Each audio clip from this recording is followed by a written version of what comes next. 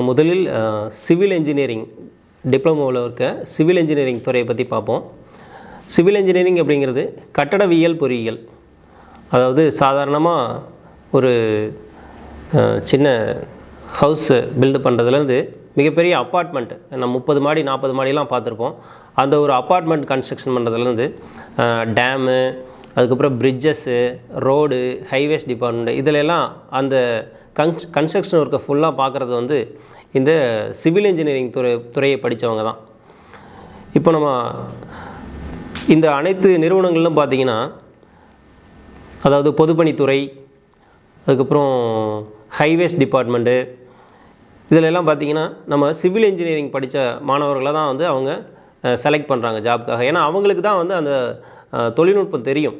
இப்போ வந்து ஒரு எந்தெந்த இடத்துல பில்லர் போடணும், பேஸ்மெண்ட் எப்படி போடணும், ரூஃப் எப்படி போடணும், என்ன ரேஷியோவில் அந்த கலவையெல்லாம் இருந்து பண்ணால் ரொம்ப நாளைக்கு நிலைத்திருக்கும் அப்படிங்கிறத அந்த கால்குலேஷன் போட்டு அவங்களால தான் பண்ண முடியும். சாதாரண ஒரு வீடு ஒரு சிங்கிள் இது கட்டணும் அப்படின்னா அந்த அனுபவத்தில் கூட சில கொத்தனார்கள், மேஸ்திரி வந்து கட்டிட முடியும்.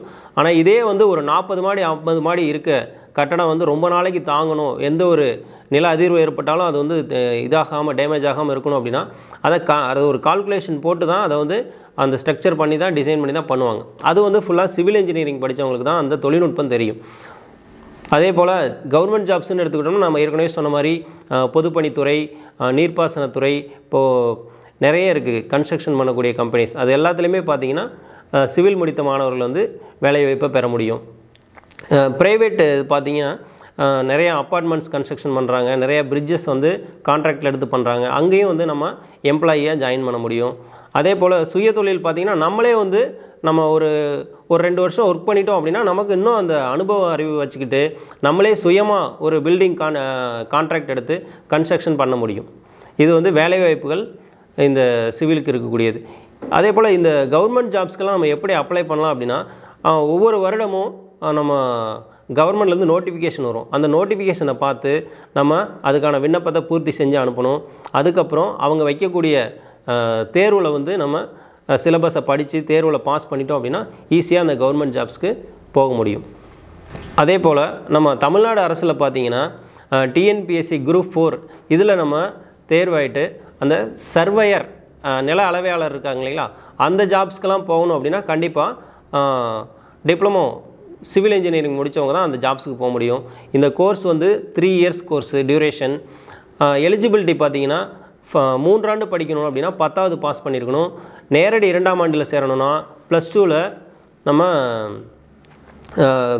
Mathematics, physics, chemistry, biology, computer science, agri இந்த மாதிரி ஏதோ ஒரு 3 பாடங்கள் படிச்சிருந்தால் போதும், நேரடி 2ஆம் ஆண்டில் சேர்ந்துக்கலாம். அதே போல் ஐடிஐ முடித்தவங்களும் 2 இயர்ஸ் ஐடிஐ முடித்தவங்களும் நேரடியாக 2ஆம் ஆண்டில் சேர்ந்து படிக்க முடியும்.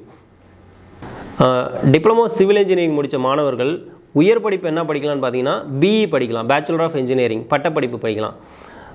அது வந்து பார்த்திங்கன்னா 4 இயர்ஸ் கோர்ஸு. ஆனால் நம்ம டிப்ளமோ முடிச்சுட்டு இன்ஜினியரிங் பண்ணுறதுனால டைரெக்டாக செகண்ட் இயரில் ஜாயின் பண்ணிட்டு 3 இயர்ஸ்லேயே கோர்ஸ் முடிச்சுக்கலாம். இப்போது நம்ம வேலை பார்த்துக்கிட்டே இப்போ ஒரு சிவில் இன்ஜினியரிங் கன்ஸ்ட்ரக்ஷன் கம்பெனியில் ஒர்க் பண்ணிகிட்ருக்கோம் டிப்ளமோ முடிச்சுட்டு. இதே நமக்கு வந்து ஃபர்தராக பிஇ முடித்தா இன்னும் கொஞ்சம் ப்ரொமோஷன் கொடுப்பாங்க அப்படின்னு நினைக்கிறவங்க ஒர்க் பண்ணிகிட்டேவும் படிக்க முடியும். அதுக்கு வந்து ஒரு சில காலேஜஸ் வந்திங்கன்னா பார்ட் டைம் இன்ஜினியரிங் கோர்சஸ் வந்து ப்ரொவைட் பண்ணிகிட்ருக்காங்க. அங்கே பார்த்து நம்ம ஃபர்தராக ஒர்க் பண்ணிகிட்டே பிஇ படிக்க முடியும்.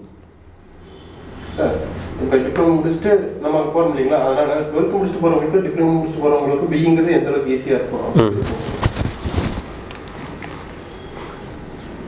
இப்போ இன்ஜினியரிங் டிப்ளமோ முடிச்சுட்டு இன்ஜினியரிங் போகிறது பெஸ்ட்டா அல்லது +2 முடிச்சுட்டு டேரெக்டாக இன்ஜினியரிங் போகிறது பெஸ்ட்டா அப்படின்னு கேட்டோம் அப்படின்னா நான் சொல்லுவேன் டிப்ளமோ முடிச்சுட்டு இன்ஜினியரிங் போகிறது தான் பெஸ்ட்டு. ஏன்னா நம்ம +2ல் வந்து நம்ம ஃபிசிக்ஸ், கெமிஸ்ட்ரி, மேத்ஸு அந்த மாதிரி தான் படிச்சிருப்போம்.